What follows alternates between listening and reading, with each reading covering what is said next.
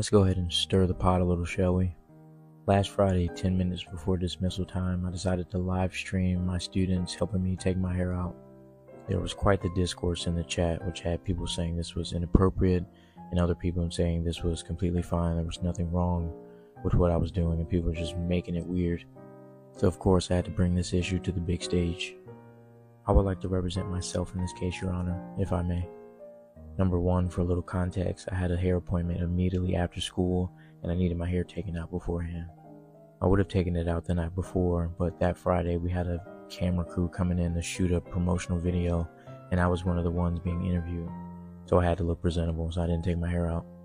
I didn't have the time to do it all myself because it would have taken me forever. So naturally I asked about 4 or 5 of my over 100 best friends to assist me in taking my hair out and they all agreed. Number two, this was at the end of class.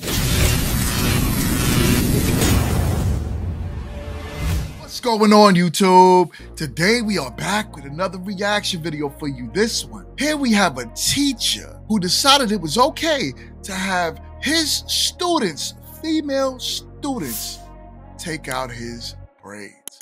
Is this okay with you? Would you be okay if your daughter was that close to a man taking out his hair because he didn't want to pay someone else to do it? Let's think about this one. Anyways, let's get into the video. Let's go ahead and stir the pot a little, shall we? Last Friday, 10 minutes before dismissal time, I decided to live stream my students helping me take my hair out. There was quite the discourse in the chat, which had people saying this was inappropriate and other people saying this was completely fine. There was nothing wrong with what I was doing and people were just making it weird. So of course I had to bring this issue to the big stage. I would like to represent myself in this case, Your Honor, if I may.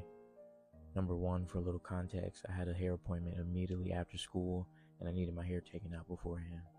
I would have taken it out the night before, but that Friday we had a camera crew coming in to shoot a promotional video and I was one of the ones being interviewed. So I had to look presentable, so I didn't take my hair out. I didn't have the time to do it all myself because it would have taken me forever. So naturally I asked about 4 or 5 of my over 100 best friends to assist me in taking my hair out and they all agreed. Number two, this was at the end of class. This week we were doing STEM fair presentations. Since it was Friday and all of my students did an excellent job on their STEM fair projects and presentations, I told them if we get one solid presentation in this class, I'll end class a little early and they can have fun and play basketball, darts, or be on their phones or whatever. And during that time, my team would help me take my hair out. A couple of these were students from my class, but others were students from other classes. I wrote all of them a pass at the beginning of the class period, requesting their assistance 10 minutes before dismissal. I told the teachers only send them if all of their work was completed and they had good behavior. They all met the criteria, so 10 minutes before dismissal, they showed up for their job. My next point I'd like to make is, if I was a female teacher, those people wouldn't be in the comments saying, oh, this is weird, this is inappropriate. Because me personally, I don't think there's anything weird about this. People are saying, oh, that's too intimate. To me, it's literally just hair. It doesn't have to be weird. Some people have never had cool teachers and it shows. I personally believe that building authentic relationships with students is paramount in being an effective teacher. I make sure my students know and can feel that I care about them beyond the schoolwork and all the stuff that I have to make them do. I take the time to get to know my students outside of academics because caring for the whole child is what's important. And that's the whole problem, sir.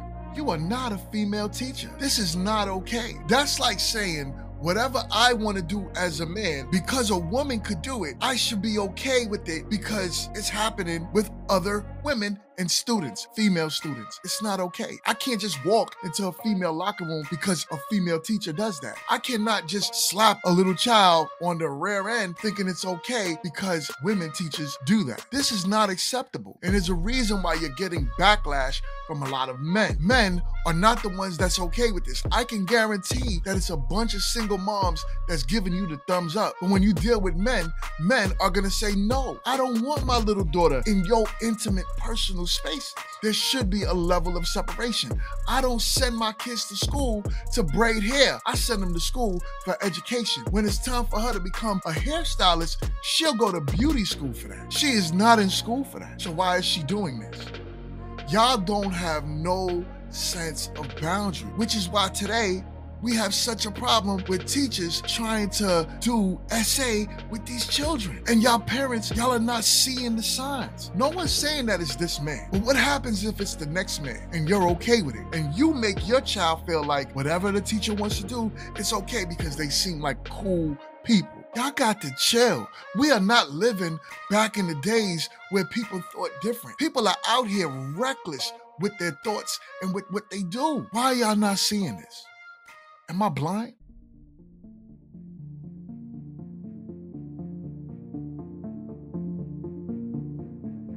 So this is him trying to defend himself. Let's read. Although I don't necessarily agree with what you're saying, I support your right to express how you feel. My admin is well aware of my social media presence, my vids, as well as my relationship I have with my students. Of course, if we had visitors, our prob wouldn't do that. So if you had visitors, you know it's inappropriate to do it.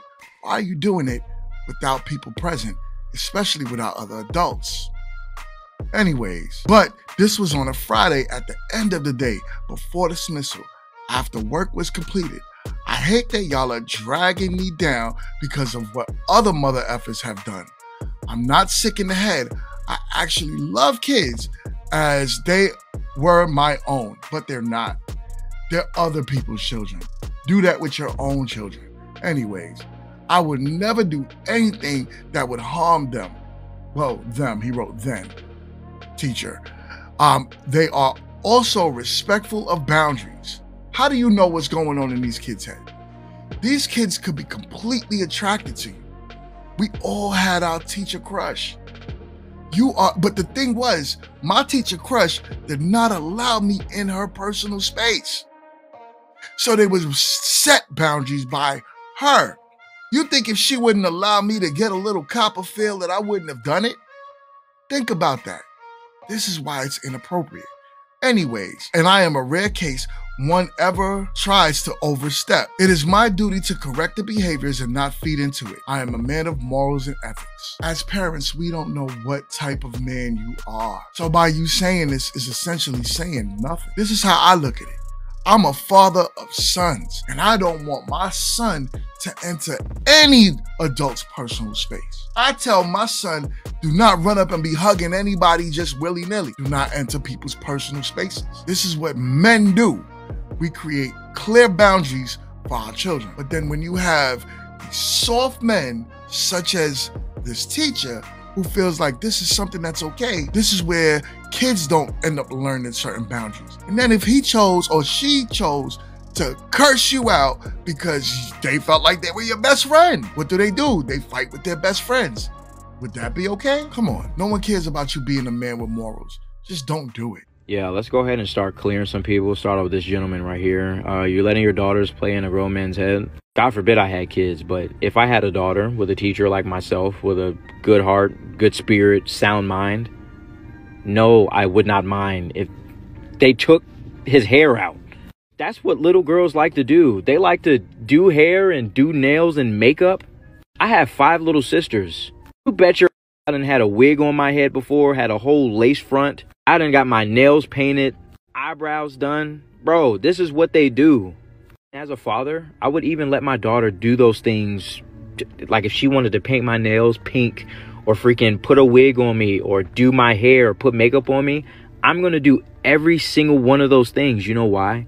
Because I'm secure in my masculinity.